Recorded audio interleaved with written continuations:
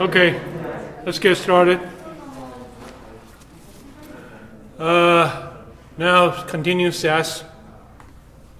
Okay, here is the homework problem you had before. 6-1. You have A factor, B factor, C factor, and then you replicate them twice. So you have replica 1, replica 2. Okay, and input A positive, negative, negative, negative, and or this. Okay, and I would show you that if let me just do it once. If you have the Excel file, SAS actually, if you are doing data mining, you can import the entire data set. But for experimental design right now, we're not going that far. So I'll just try to show you. If you have a SAS code, you can just have this. Okay, and let me just Control C. Come back. Control V. You'll have the entire data set. Okay, and as always, the safe way to do this is I always have a proc print. You hear noise? Someone's printing? Okay, whatever. So if you do this, you can proc print, and first you will see, double check the. You remember this homework, right? You've done it before, and you can easily get the output. And for example, I can even play this several times. Yeah. I can just using half block run this once. Okay, let me just do this. So it's for fun. Okay.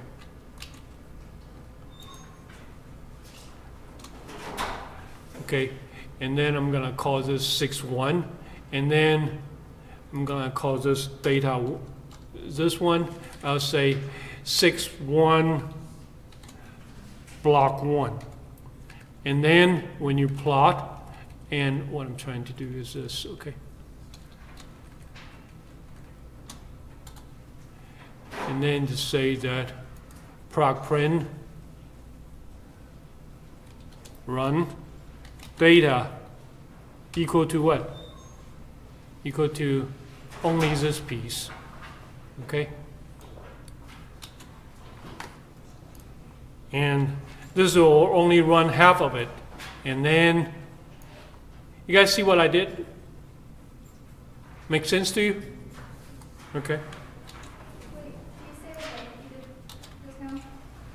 What? Can you repeat what you did just now?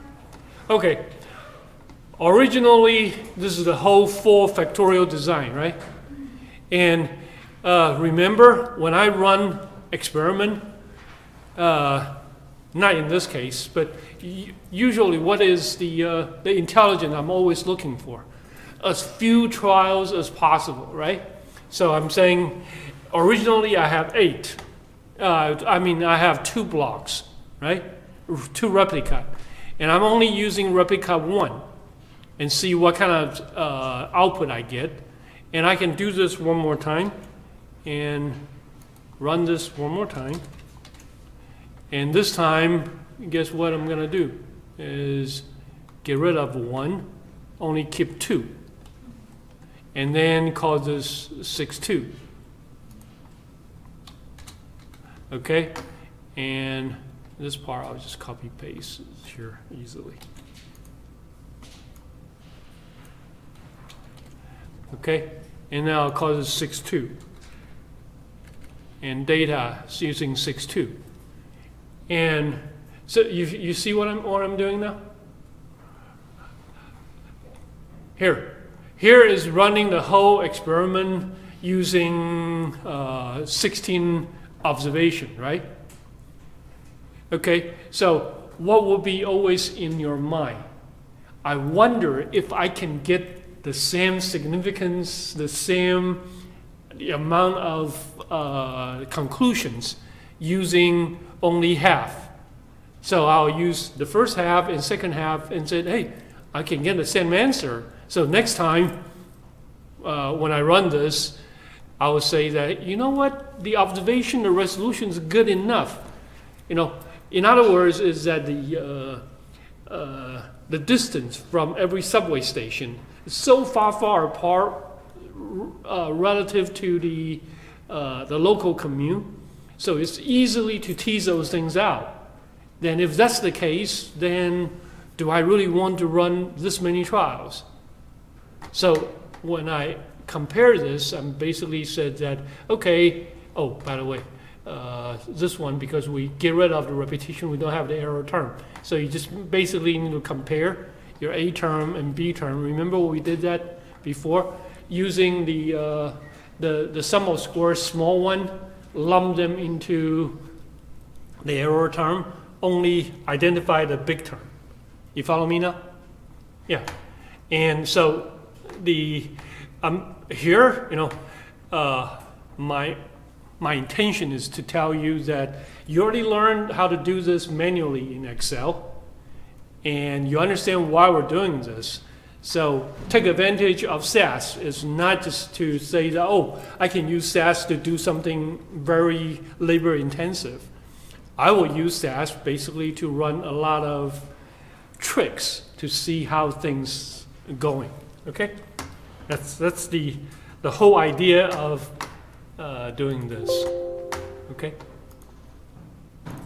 So let me try another example here. Let me get rid of the log. Clear all. Okay. So now let's try 6.2.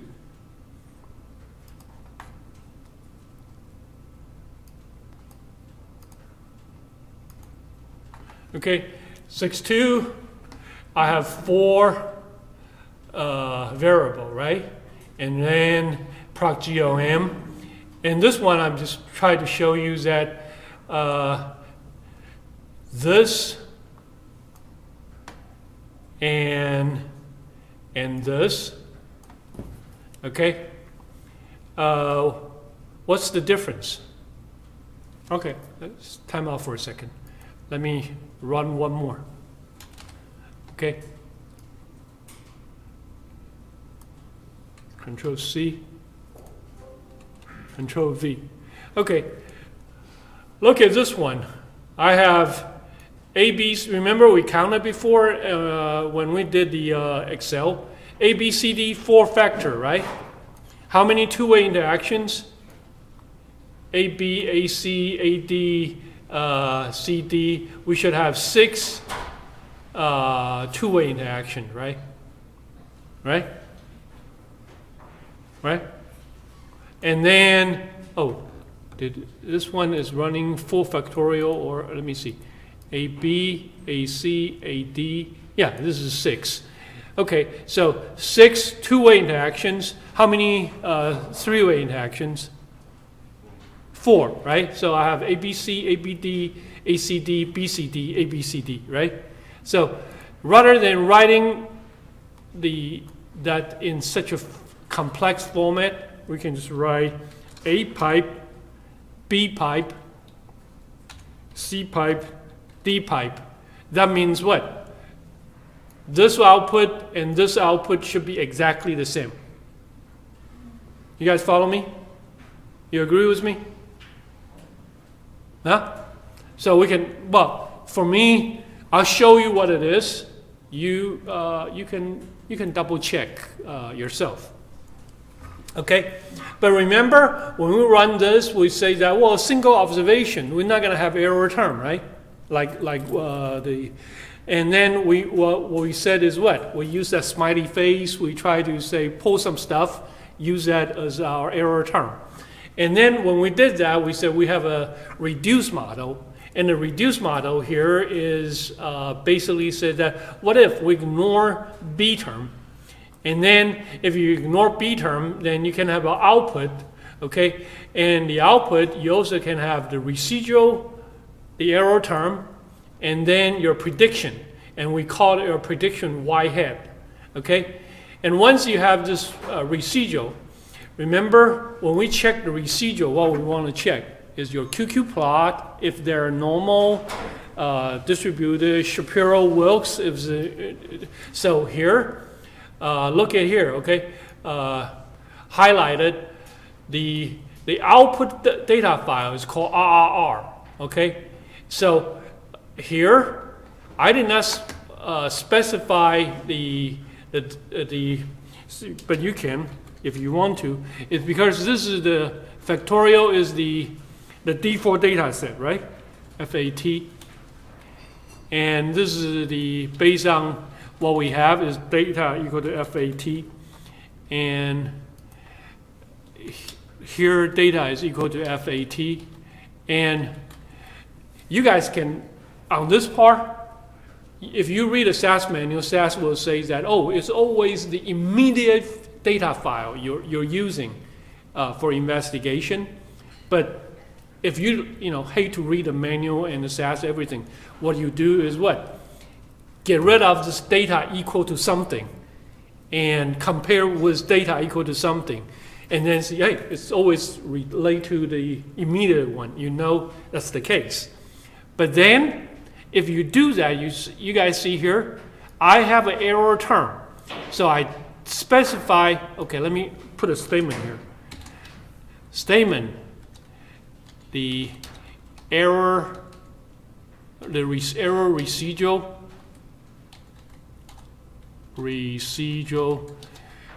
is in data file, RRR. I have to write RRR. Okay.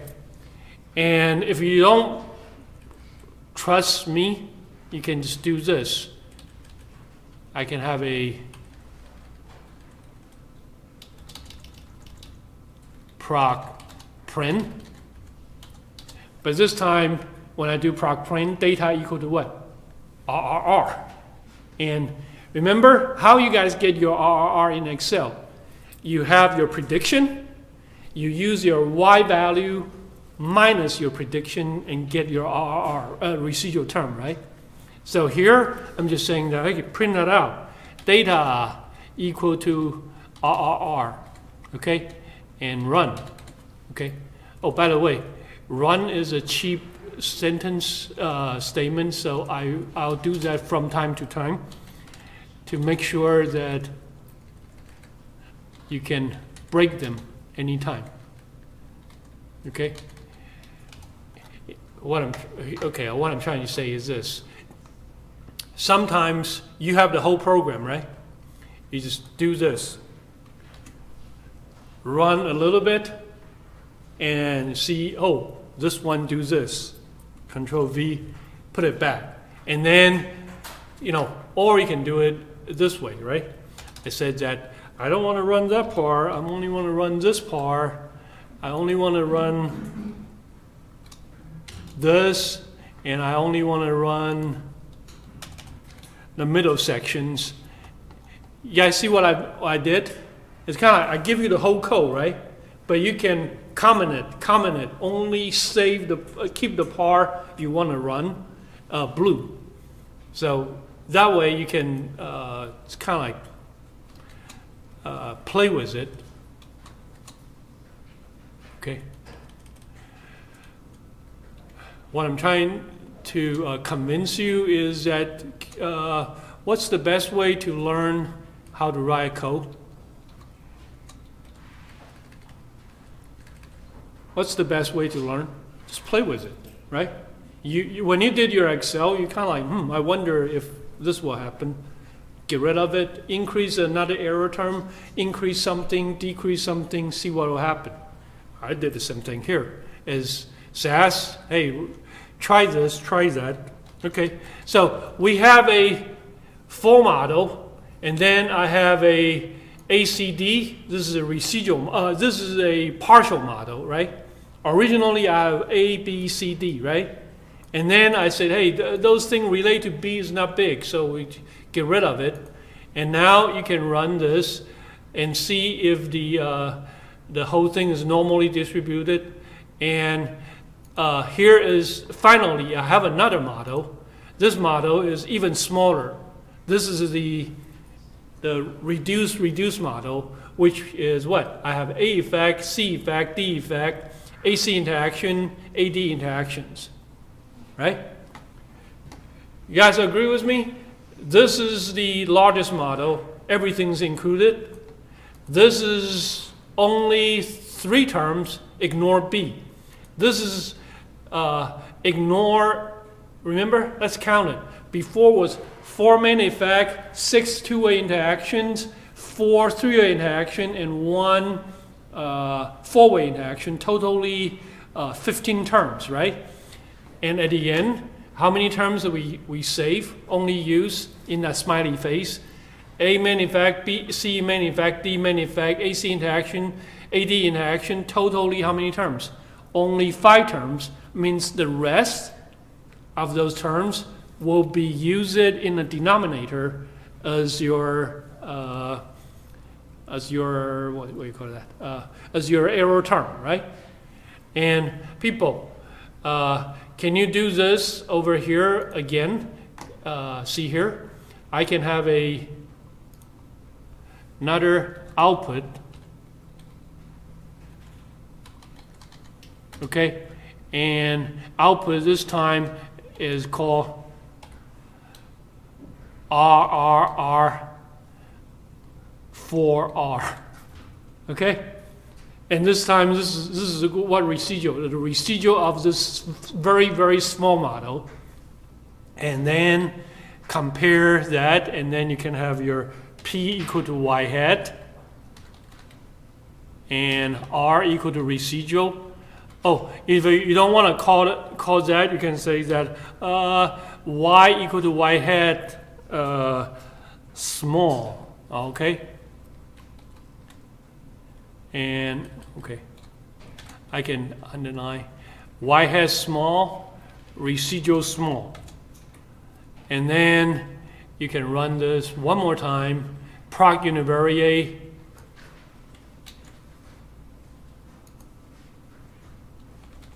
And said that, hey, check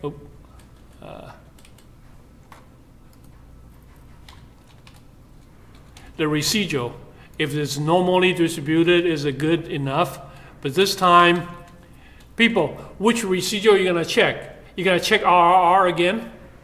You're going to check the reduced model, right? So the reduced model is called RRR4R. Okay? And then you're going to check their, QQ plot, normal distribution. But are you going to check the residual? Here, the leftover is not called residual, right? Residual is here. This one is, the leftover is called what? Residual underlines small. Right? Okay? So, before I run it, people, I assume you still have your Excel in mind, your old program in mind.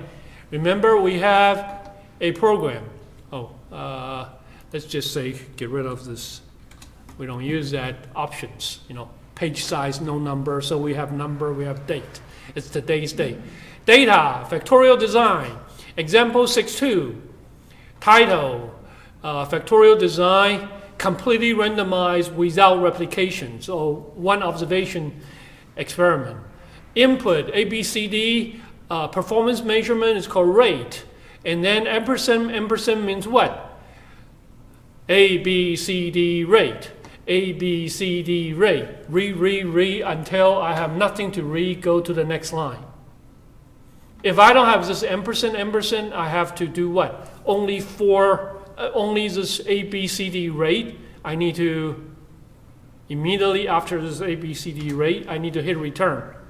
You follow me?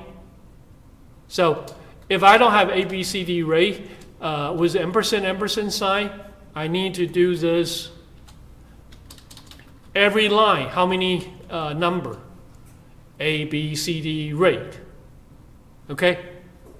Then it will read, but the minute I have ampersand sign means what? A, B, C, D, rate, A, B, C, D, rate, and then we go to the next one. So people, let me ask you this. If I have this, right, it's only A, B, C, D, rate, A, B, C, D, rate, can I still put an ampersand sign on? Can I? Of course, because for that is what? A, B, C, D, rate. Ampersand is keep going, but keep going, nothing, then I have to go down. Right? So, yeah, this is the way what I monkey around with it. So you see how those things works. And you can read a SAS manual for stuff like this, but a lot of time when you read it, it's kind of like it will use some beautiful English, and the only way you can figure that out is play with it. So I would say play with it. So everybody happy so far on the reading part? Huh? Okay, so once you read, this is my way, is always proc print. Double check, make sure I got what I'm supposed to get. Once I get what I'm supposed to get, proc GOM, and the proc GOM here, since SAS is cheap, okay, so you can run a 4 factorial design, and then run a 4 factorial design again with a bunch of pipe. And then you say that, okay, let me cut down the model without a B variable. What will it look like? So run the run without a B variable. Check the residual. And run an even smaller model with only those things we consider as important. So that will be the smallest model, and check the residual. Okay? The only things I would tell you is that philosophically, you guys heard me say this a million times. Always design the experiment from, smallest things, add one in, based on the budget. But when you run SAS is cheap, right? One click, everything's out. So I'm kind of like just play with it, okay? With everything. Okay, show hands if you have questions. Otherwise, look at it one more time and say, what is going on here? Is this just repetition of what your Excel gonna give you? Pretty much, right? If you feel comfortable, I'm gonna run the little guy now. No question, right? Okay, run the little guy. Okay, so you can go all the way up. Start from, well, I'll start from. Okay, I have, this is the previous one. Let's start from, yeah, here we go. So I have 15 observations, 16 observations, 15 degrees of freedom, 4 factorial design. Remember all this? You have this before, right? In your homework 6.2. And of course, the sad part about doing this is what? There is no error term. So I said, and I run this twice, right? And so I have 2 versions of it, but it's doing the same things. And since there's no error term, there's no residual. So far, so good? And it says that I need residual. So how am I going to piece my residual? First way is the cheap way, is saying that, okay, how about I ignore B effect completely? If I ignore B effects, I have 2 by 2 by 2. So I have 8 minus 1, 7 degrees of freedom for my model. For A effect, C effect, AC interaction, D effect, AD, ACD, and then check their significance. Okay, and CD is not significant, ACD is not significant, but AD is significant. So this is a one way out, okay? But this is not a way we actually introduce in our Excel. The Excel, we use the smiley face way is what?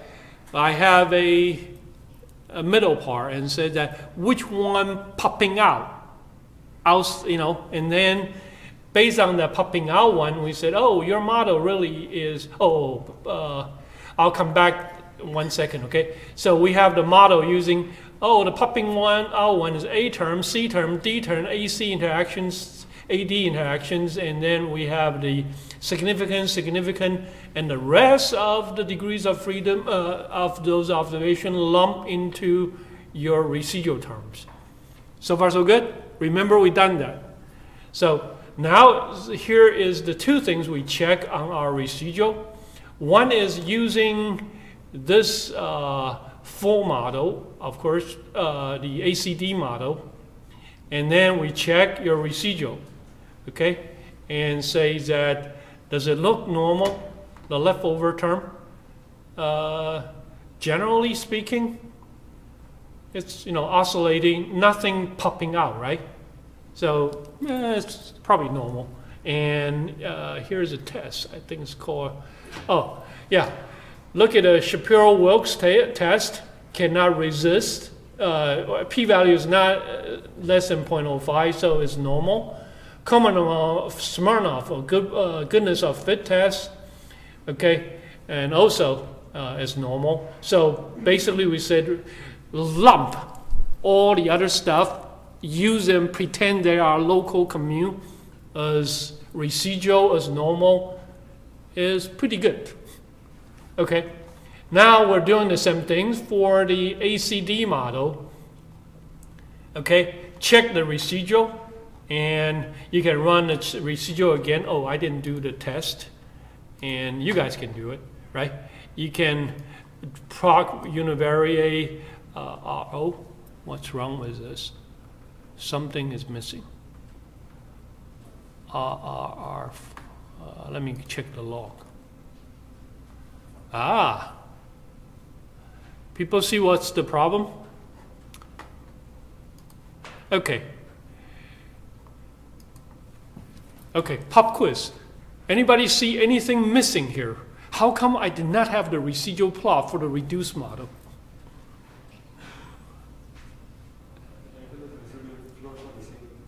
No. Look at here. This one is for the residual, everything to investigate for this ACD model, dropping B, right? I have it. This one is for the residual model for investigating the RRR 4R, right? And then I have the residual small term to be investigated. But these things did not run. Why? Because I did not type the run. Okay?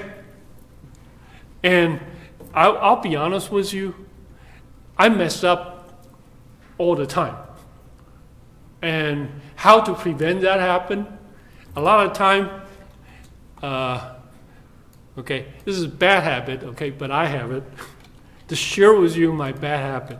I'll have a bunch of run, save it, and then from time to time just copy paste, because this will tell me to remind myself, hey, make sure every procedure you have a run statement to run it. You follow me?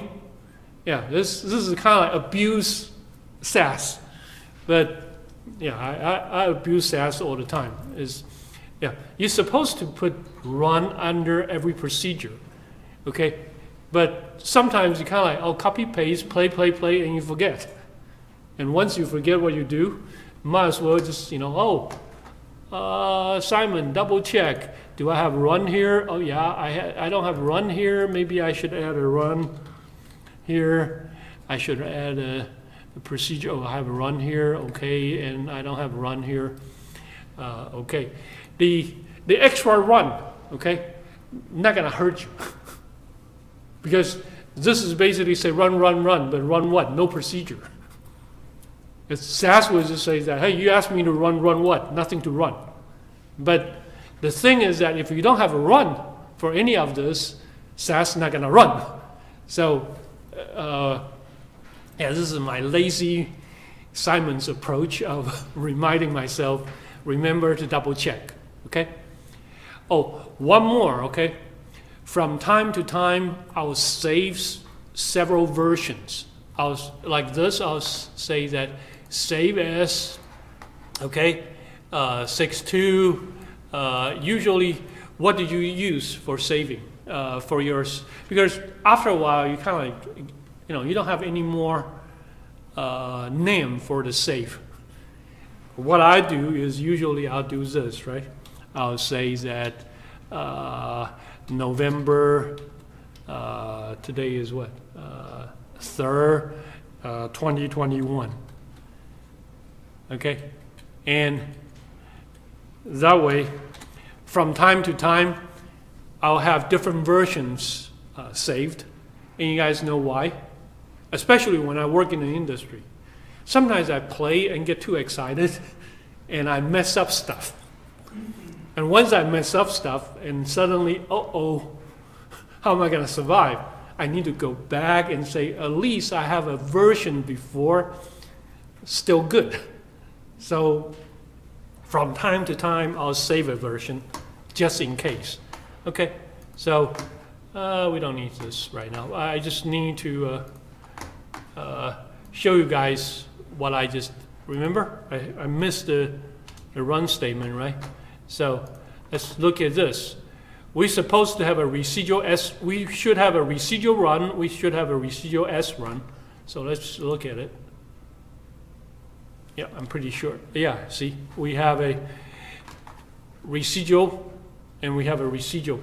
Here is the residual using that only 3 terms, right? The AC, ACD term. And then we have another residual here is using everything. Okay? Okay, let's run the next one. Oh, I forgot. Shoot. Yeah. SAS is so convenient, give you a lot of false sense of security. That's why I prefer you guys still learn the hard way first. If you guys take like Dr. Tao Hong's class in forecasting, he will use a lot of very, very large SAS macro. And in that class, it's kind of you throw it in, boom, just come up with tons of output, tons of terms. And for me, there is a false sense of security for a student is that if you don't know what you're doing, you will generate a lot of nice looking plot, and then you probably will say, p-value less than 0.05, significant, and then get into a lot of troubles. Okay? For me, if you don't know what you're doing, it's like I always comment on, your senior design presentation. People put the 3-piece suit on and the ties down and feel like you really know what you're doing. No, that's fake. You need to understand what's going on manually. Okay, so let's go to the next one.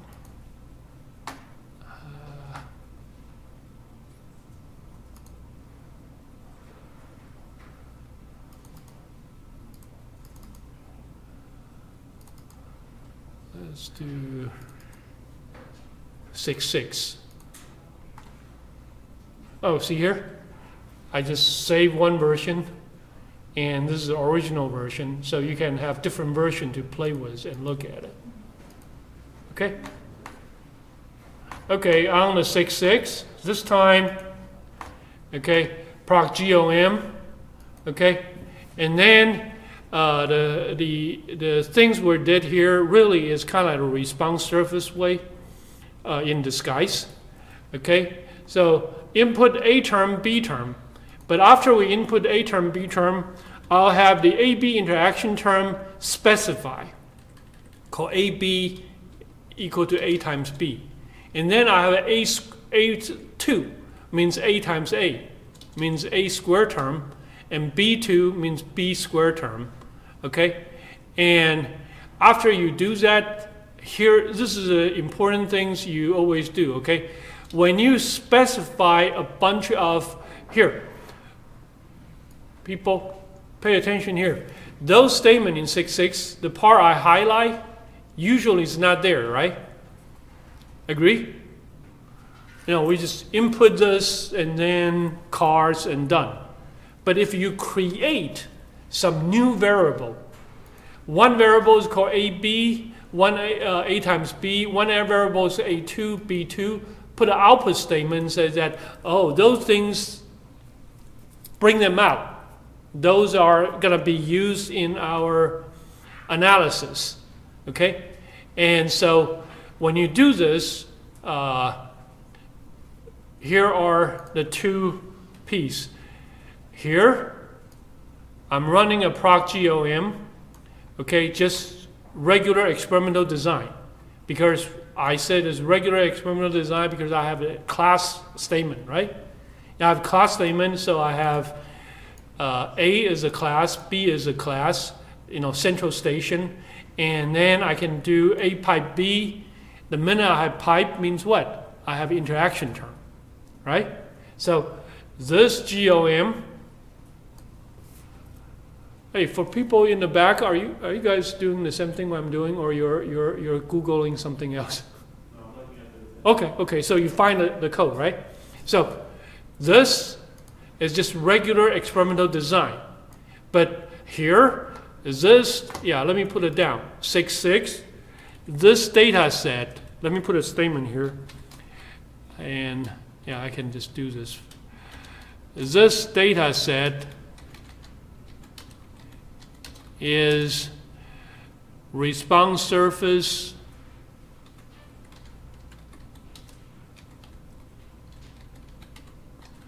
approach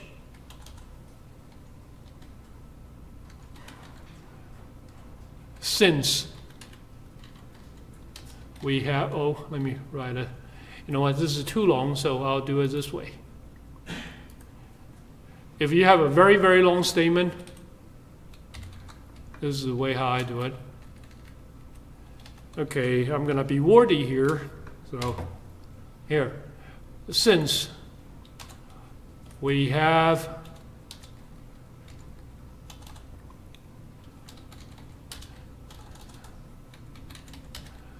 A positive, negative, B positive, negative for Factorial design, and we have 0, 0 for center points. Okay? And this is a response surface way. Why? Think about it. I'm at the origin. 0, 0. And positive, negative means what? Run this wall or run this wall, which way I can get big, right? And Factorial design says that run the back wall, run the front wall, B positive, B negative, A positive, A negative.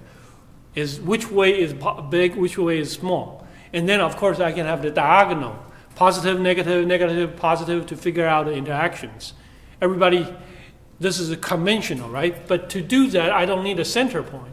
But when I have the center point means what? I need to use the center point to say that, okay, how good my 5 observation resolution is going to be look like. Okay, so I'm repeat the same thing at a 0, 0 few times. And maybe 5 is too much. You can use 3 terms, depends on the data. But once you figure out, okay, I can oscillate this much. Say I can oscillate 0.3. Then what will be the things I'm going to ask? Okay, I'm at a 0, 0. I'm just standing there doing nothing. I can bounce it up and down around 0.3. But the question I will ask is that, can I go -1, -1? Can I go +1, +1? Can I go -1, +1, +1, -1 from 0, 0? Sure, I can go either way. But if I go anyway, say I'm looking for something big, and I've realized that, when I go to -1, +1, I can jump 3. And my 0, 0 oscillation is 0.3 variations, but you know that you go to that direction, positive 1, negative 1, you can jump 10 times more. Do you believe that that's a good direction to go? You should, right? Because you said, I'm doing nothing here. At most, I can have 0.3 oscillation, but I'm going that way, I can have 10 times more. So that probably is a real good improvement direction to go. So you're using the 0, 0 center points to figure out that part. And then, of course, here, if I run the GOM again, this time without a class statement, that means I'm running this as a regression, right? And when I run the regression, I basically try to figure out, okay, so what is the polynomial, the term for A in linear, B linear, AB interactions, and A2 and B2? Means the quadratic term, okay? And so, everybody happy? And again, you can have your leftover residual here again to investigate if the residual is normal or not normal. But I don't want to waste time investigate that. So only focusing on this. First, regular experimental design. Then treat them as a polynomial because later on we want to do the investigation. Okay, before I run it, everybody understand the code now? Okay, and run it. Okay, and model use 4 degrees of freedom, significant. A effect is significant, B effect is significant, AB interaction significant or not significant? Not significant. So there's no AB interactions. And usually there's no AB interactions, good or bad. Okay? I'll tell you this, okay? If you run a huge experiment, everything is linear, okay? You might as well prepare your resume because your boss will say, with or without you, we can figure those things out. But on the other hand, what would be really bad? It's interaction here, interaction there. Remember I told you, if you have AB interaction, BC interaction, that's okay. But you start having a lot of ABC interaction, BCD interaction, 3-way interaction, 4-way interactions, that's a nightmare. Okay? So for me, I always prefer I run my procedure or my experiment is that I have some interactions, but some interaction under controls that I can investigate, I can explain. What I don't want is fully loaded. It's always when your boss asks you, well, what should we do? You give your boss what? An large essay or multiple choice. We can do option A, option B. And tell him pros and cons, right? So incrementally, you solve the problem, okay? What would be a terrible thing to tell your boss? This thing is very complicated. This thing is very complex. If you tell your boss this thing is very complex, what do you really mean? I have no clue what's going on, right? That's bad too. So you want to say that I know something, and so here we investigate, okay? And there are 2 different ways you can run this. The DOE way, central effect, and the central term is in the middle, okay? And you can tell, okay, A high, A low, B high, B. First of all, look at this. Parallel or not parallel? Parallel, right? That's good news. There's no interaction term. And then we also break it down and see there's no interaction term, okay? Now let's go to next.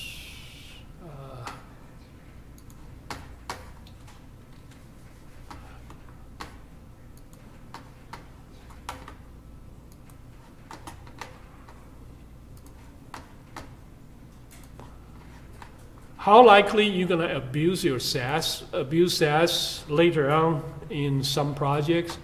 Very likely, okay? But you have to control your urge not to do that.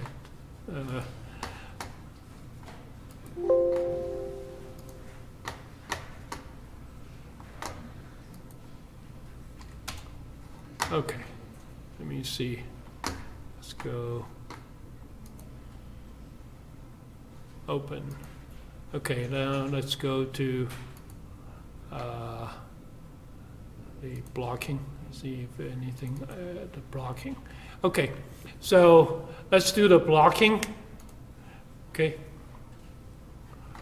and in the block this time we have first block, second block, third block, right? 3 blocks, proc GOM. Okay, and when you have the block, you'll say that class including the block and A, B interactions. Okay, anybody? Let me torture Howard, you in the back, right? Okay. Can I write it this way?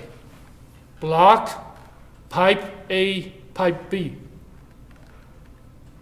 Can SAS run with this? The answer is yes. SAS will run any way you like. But for our 7.1, your homework, can we run block pipe A, pipe B? Can we do that? Howard, yes or no? No. Why?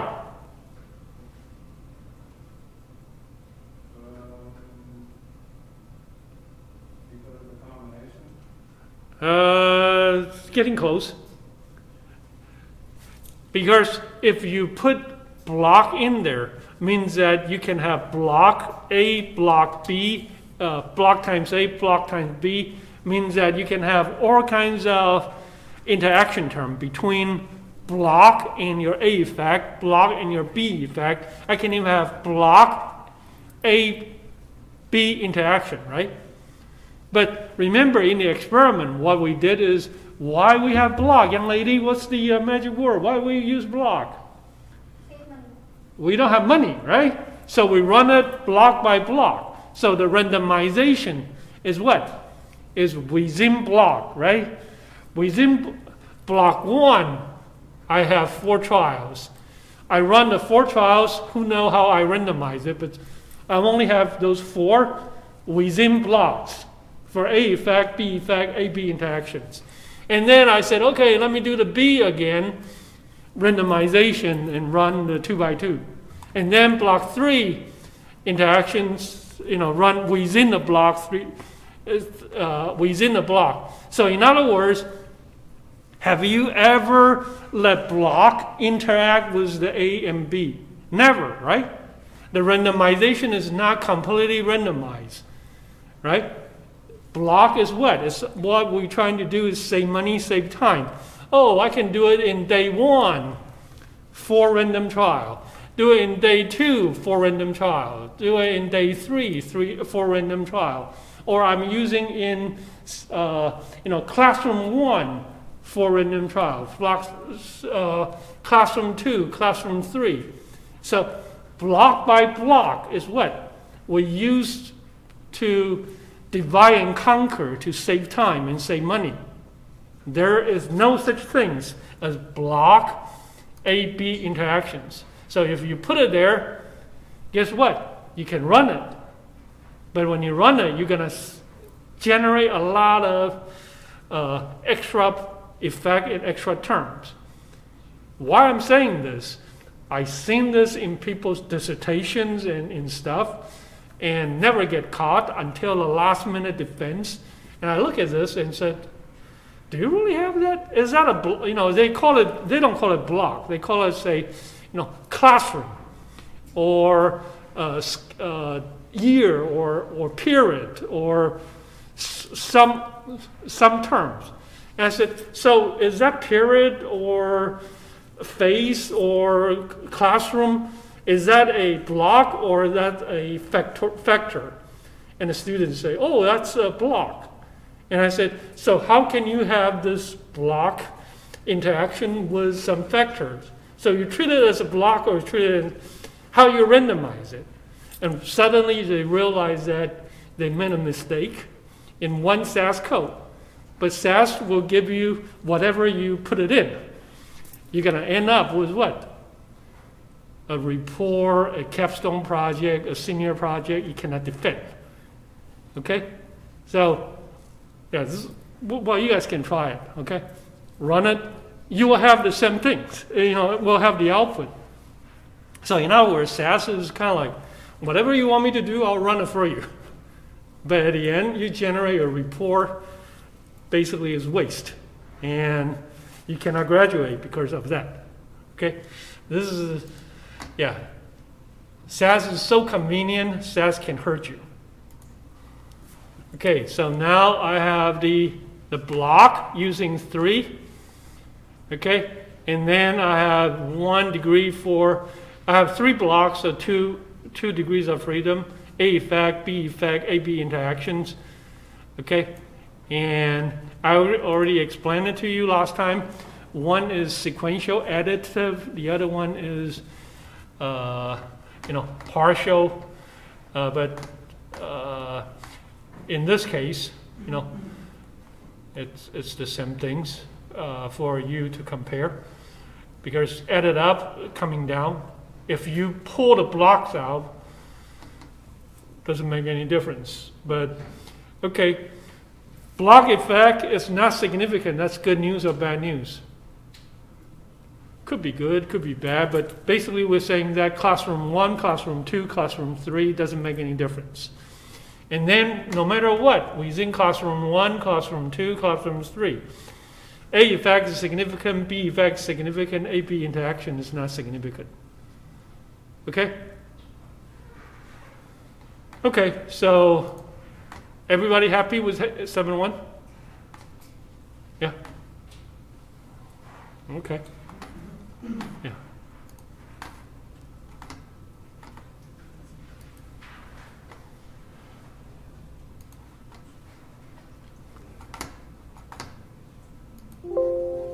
Okay, I'm not going to save.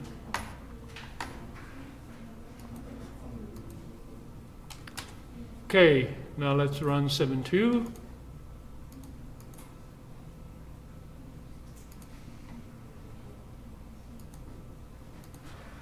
Okay, 7.2, back to the ABCD things, 4 interactions.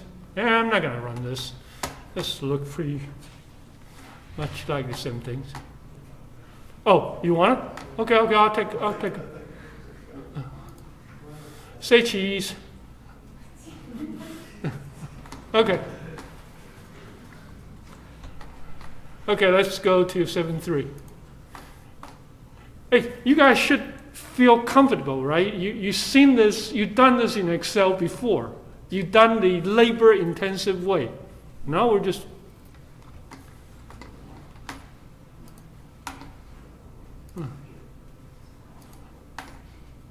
Okay. So, this time, you have replication, you have block. But your replication and block are not the same things, right? You can, within block, so see here, I have replication 1 and replication 2. And replication 1 got block 1, block 2. Replication 2 got block 3, block 4. See that? Yeah? Okay.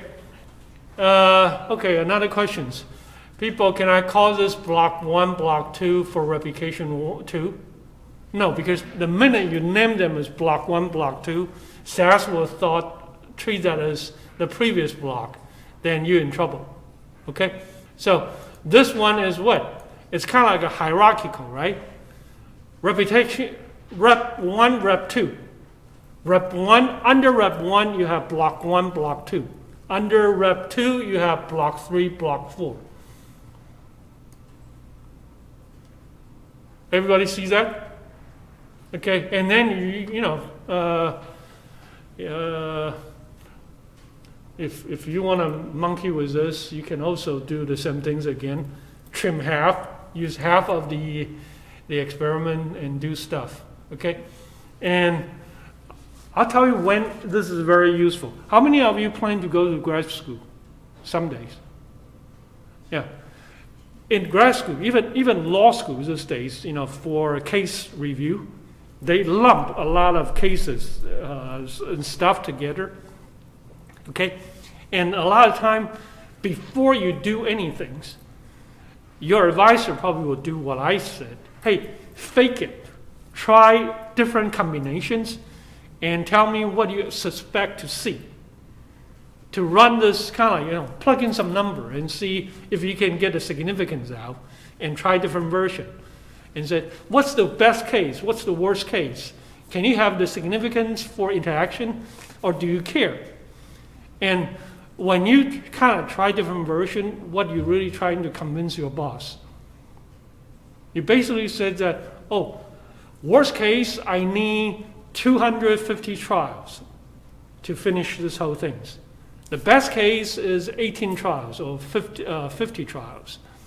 And then you play two sides of this. Is worst case, if I have to do this every week, it's going to take me 2 years to graduate. But best case, if I run this really effectively and smart way, hey, I can get this things done in 6 months. You guys follow me? So you basically fake some SAS output.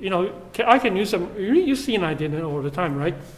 Put in some random number, best case, worst case, best case, worst case, and then run it and say, okay, based on my experience, I probably can get this out, or I cannot get this out, and you run it, and you show. Yeah, you can also run a residual analysis here again, but here. You basically said, okay, if this is the real data, I have replication, I have A effect, B effect, ABC, main effect, 2A interactions and 3A interactions, okay? And with this many trials, okay, I can invest, I think if I have 2 replication, 4 blocks, I can get everything teased out with the error term. And then you run it. You have the error term. You can check the main effect. You can check the interactions. And of course, A is significant, C is significant, AC interaction is significant. That's what we're looking for, right? And B effect is not significant. Block is not significant. Replication is not significant. Yeah, you say that, hey, advisor, I will graduate in time.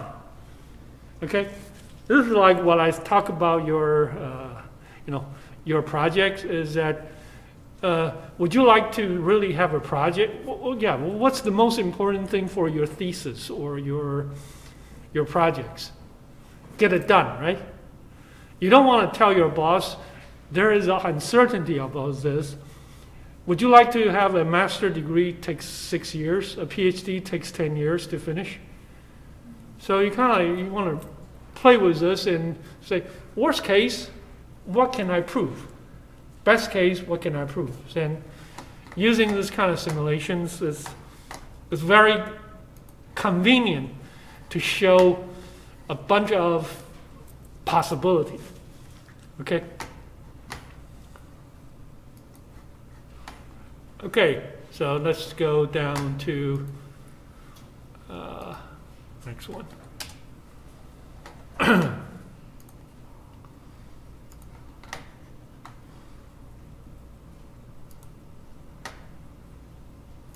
Okay, so we'll run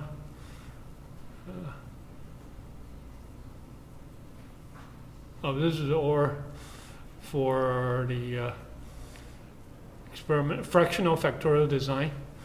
Yeah, let me do this one. Okay, so this time this is too much. Do I have time or I don't? 15. Oh, I have 15 minutes. Okay, I'll do this. Huh? 10 minutes? Okay. In this case, I have my A, B, C, D, E, and then I will have those terms, in your A6 to be checked.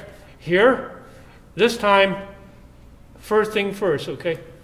You don't need to have your label if you feel like the label list will confuse you. So you can get rid of that first. Okay? This is just make things look prettier. Okay? And here, I will say that if, okay, the A times B times E is less than 0, then I will put them in block 1. Otherwise, I'll put them in block 3. And then if this is greater than 0, this is less than 0, I'll put them in block 2 and put them in block 4. So basically, this is kind of like using the ABE and ABH to the 3 high-level interaction to separate your whole things into how many blocks? 4, right? The positive, positive, positive, negative, negative, positive. So now the block number is based on, hey, is ABE positive? See here? If it's negative, negative, I will treat them as block 1. But if it's positive, negative, not negative, if it's negative, positive, I'll treat them as block 3. So once you do this, okay, you can use the high-level term to separate them into 4 blocks. And once you separate them into 4 blocks, the rest pretty much what we had before. Okay? Here, I sort them by block because when you print them out, you can say that, oh, I want to print block 1 first, block 2, block 3, block 4. So when you print them, you can, once you print them this way, they will show you block 1 together, block 2 together, block 3 together. And proc means basically is a simple statistics and show me within each block what is the, yeah, let me just write it out. Here, proc mean, just simple statistics for mean, standard deviation, variance, skewness, kurtosis of each block. Okay? And then after that, you still run your proc GOM. And so the performance equal to main effect, 2A interaction, 3A interactions. And this is the full model. And remember, we do it again. You can check for a residual model. Only A term, only B term, only D term, AD interactions. And then you can check the residual doing the plot residual. And finally, you can run this whole things and say, hey, show me the residual plot or residual against my prediction, see any funky things coming out and say, oh, this thing doesn't look normal. Okay? So this part pretty much repeat what we did in the beginning of today's class. The only things make this whole things a little different is what? Since how many factors we have here? Tons of them, right? And we said that we really don't want to investigate everything. And we said that we're going to investigate some of the ABCDE stuff, but the high-level interaction, we'll use them for what? For confounding, right? So we just say that, okay, people, remember I told you before, right? If I have one ABCD confounded, ABCD is to separate, and the other one's BCDE. Whenever you have 2 confounding factors, something else also get confounded. Remember? How do you figure that out? The square one out, the single one left, right? So those things, it's true no matter you're using Excel or using SAS. Okay, so you run. Huh? Not running? What did I do wrong?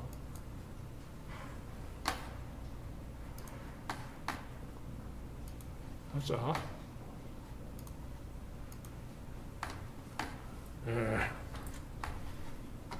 Probably got too many things run in the background. Oh, yeah, I got the lock. Let me open this one more time.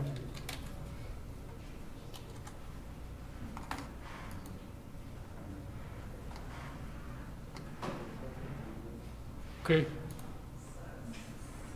Open.